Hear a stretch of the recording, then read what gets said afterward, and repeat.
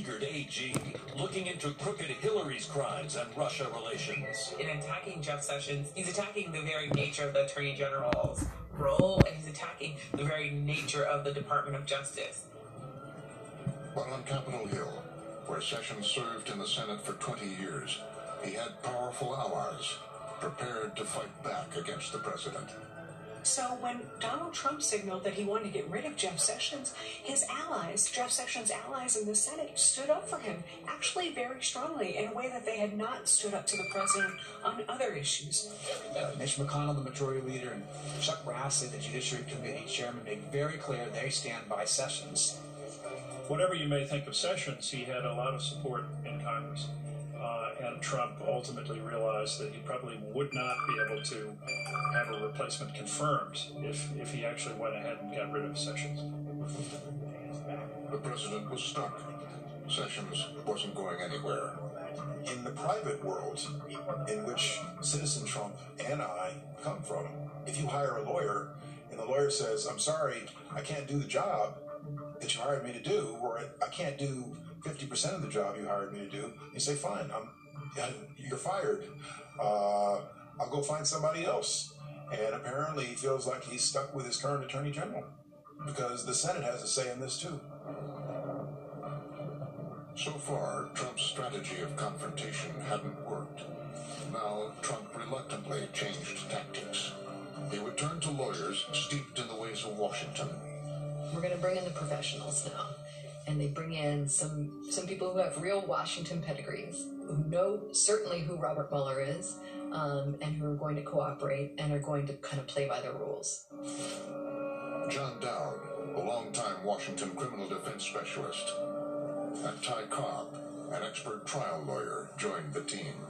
Ty Cobb is openly saying, "I have great respect for Bob Mueller. I think he's a patriot."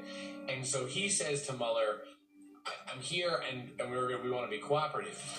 Their get-along strategy, providing more than 1 million documents, agreeing to interviews with White House staff, and keeping the president from tweeting.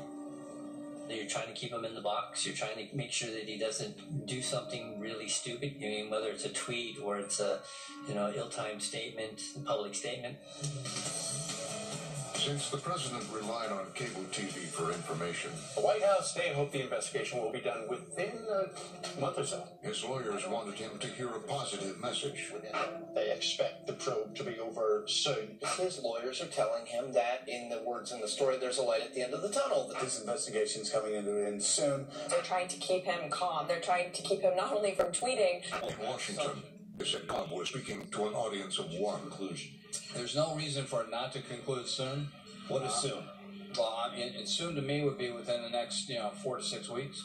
Ty Cobb said it was Thanksgiving. His timeline has moved a little bit, but that there's no evidence that they see coming forward that he is in real legal jeopardy, and that this will end sooner rather than later. The problem is we would reach Thanksgiving, we would reach Christmas, we would reach January and February, and the investigation was still going on, so there was no end point, and Trump was getting increasingly frustrated and impatient. Quote, people acknowledged the investigation, said it could last at least another year. Are much more skeptical, saying there's little indication that Mueller is wrapping up his work. Using the word expeditious and special counsel or independent counsel in the same sentence is usually a mistake. In fact, Robert Mueller's office was running at full speed. This is an investigation that is humming. It is moving. Every day before 6 a.m., Bob Mueller comes into the garage, slips in. Witnesses will come in through the garage. They're bringing in every single White House official they can. Meanwhile, they're talking through all the different Russian interference on social media. This is a sprawling, active investigation. Now there's this new reporting from the Wall Street Journal reporting that Special Counsel Robert Mueller's Some of Mueller's investigation was finally going Special public. Counsel Robert Mueller has issued subpoenas. Trump campaign foreign policy aide George Papadopoulos pled guilty to lying about Russian contacts. That former Trump aide George Papadopoulos has pleaded guilty to making false statements. Trump's campaign chairman Paul Manafort and his deputy Rick Gates were indicted on numerous charges ranging from conspiracy to money laundering. Manafort and his former business associate Rick Gates were told to surrender to federal authorities this morning. Mike Flynn pled guilty to that charge of lying to the FBI. White House National Security Advisor Michael Flynn has pleaded guilty. The get-along strategy had failed. Robert Mueller is now issuing his first. He eventually just came to the conclusion that I made a mistake. I should have come out fighting, given in to my own instincts from the very beginning.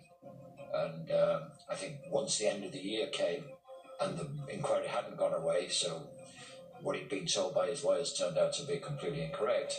That Mueller's team is no longer just asking the Trump organization for information, they're legally demanding. The final straw, news that Mueller issued a subpoena directed at Trump's private company, the Trump Organization. Our special counsel Robert Mueller has subpoenaed the Trump organization. The president, week in, week out, is festering. He's unhappy with this special counsel. He keeps thinking, when is this going to end? He gets into screaming matches with Dowd and Cobb about the slow pace of everything. But Dowd and Cobb keep saying, look, we're trying to protect you, but on every other front, provide them with information. Lead lawyer John Dowd is now out. Dowd resigned the next week. Another legal team shakeup, signaling Ty Cobb may be on his way out. Ty Cobb's days were also numbered. He's unhappy with everyone because it's not over. Trump's willingness to cooperate with the investigation was over. The United States is currently under a criminal investigation. And then the FBI dramatically escalated the showdown. Breaking news tonight, and it's a bombshell. The FBI raids the office of President Trump's personal lawyer, Michael Cohen. The president, as he watched the raid on television, was furious. Trump erupted. He was very upset. He was consumed by this news all day. It was very troubling for him and scary for him. FBI raiding his office, his home, and a hotel room. White House advisors are saying, can we turn off the televisions? All the president is doing, they say, is getting himself agitated. Click over to Fox. This is a Fox News alert. There's some breaking news today on... He watches CNN. The FBI raids the office of President Trump's personal lawyer. Go to MSNBC. New York Times breaking the news in the last few minutes that the FBI has raided. He'll go back to CNN. Also sees emails, tax documents, and business records. And he'll just keep seeing those two words on the Chiron, Michael Cohen, and it sends him into a rage. The no-knock raids by FBI agents were the result of a referral by special counsel Robert Mueller. To the president, it was a personal assault. From the FBI, the Department of Justice, and Robert Mueller. A lawyer is just like a priest, a doctor, and a wife in terms of privilege. So I don't blame President Trump for being a little upset that somebody's looking into what he may have told his lawyers. The Cohen raid was a sign Trump's personal life in New York was colliding with his presidency in Washington. Cohen brings it right back to Trump Tower, to how Trump really operated for decades, having someone like Michael Cohen, not just a lawyer, but a fixer at his side. For years, Trump had used Cohen to protect his image, just as he used Roy Cohn decades before. I think that he looked at Michael as somebody who would be his day-to-day Roy Cohn. Michael, in a lot of ways, was very good. Michael also was able to close a lot of problems down. Cohen liked to brag that he was willing to take a bullet for his boss. He portrayed himself as a tough guy. He was willing to sort of intimidate people on Trump's behalf, threaten people. He was a bully. Cohen shielded Trump from bad press. One method, blunt threats to journalists. All my words for it. I will make sure that you and I, Mr. Stormy, are in the courthouse, and I will take you for everything that you still don't have. The call was to reporter Tim Mack at the Daily Beast. So I'm warning you. Tread very lightly, because what I'm going to do to you is going to be disgusting. Do you understand me?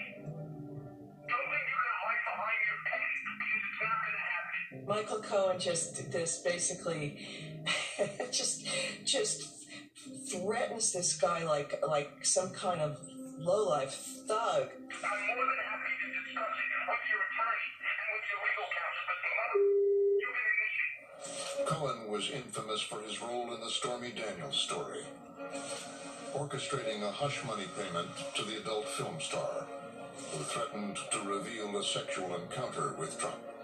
he cleans up messes. And an accusation about an affair, a demand for some kind of compensation to keep quiet, that's exactly the kind of problem that Cohen would like to try to solve for Donald Trump. Michael is very good at killing stories. He's gotten Trump out of a lot of issues, I would say, and that was his job, and he's done a good job out of it. Now Cohen was the target of a federal investigation, one which could expose the work he did for the president. There is a ton that he could tell prosecutors. A very real possibility that he's going to cooperate. Hopefully it's connected to the Stormy Daniels story. Seen in court. The day of the Cohen raid, the White House insisted it was business as usual. They invited the press into a national security meeting. But Trump wanted to go on the attack. Good morning, folks. So I just heard that they broke into the office of one of my personal attorneys.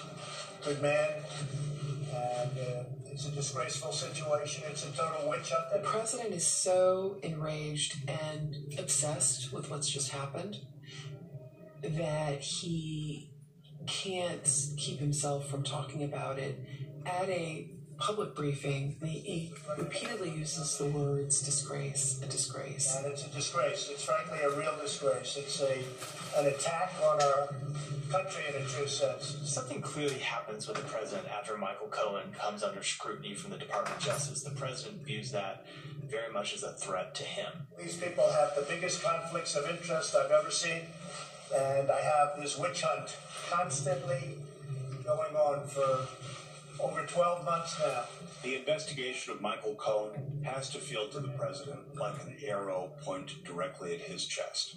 It has to feel that this is aimed precisely at uncovering the president's own history, both before he took office and since he took office, in ways that perhaps might be the most deeply sensitive to him. This is a pure and simple witch hunt.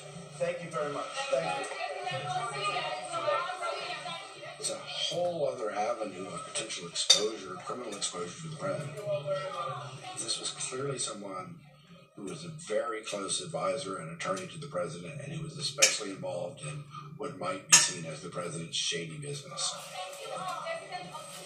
The raid on Cohen, Mueller's continuing investigation. There was even talk of impeachment. The president was determined to escalate, bring in a very different kind of lawyer. The president has done nothing wrong. Read my lips. Nothing wrong. He hires Rudy Giuliani, and he really hires a pit bull. He hires someone who is really going to be launching an offensive strategy. There's been too much government misconduct. The crimes now have all been committed by the government and their agents. Trump wants to be in warrior mode. Giuliani agrees. It goes from a private negotiation to a public war, and that's a turning point. Trump and Giuliani initiated an unfettered attack against Mueller's investigation and any move toward impeachment. Rudy Giuliani was going to change the strategy. He said, let's really make this into a political confrontation. Let's make it into a blue-red debate and conflict. So our jury is as it should be, is the American people. And the American people, yes, are Republicans, largely, independents, pretty substantially, and even some Democrats now question the legitimacy of it.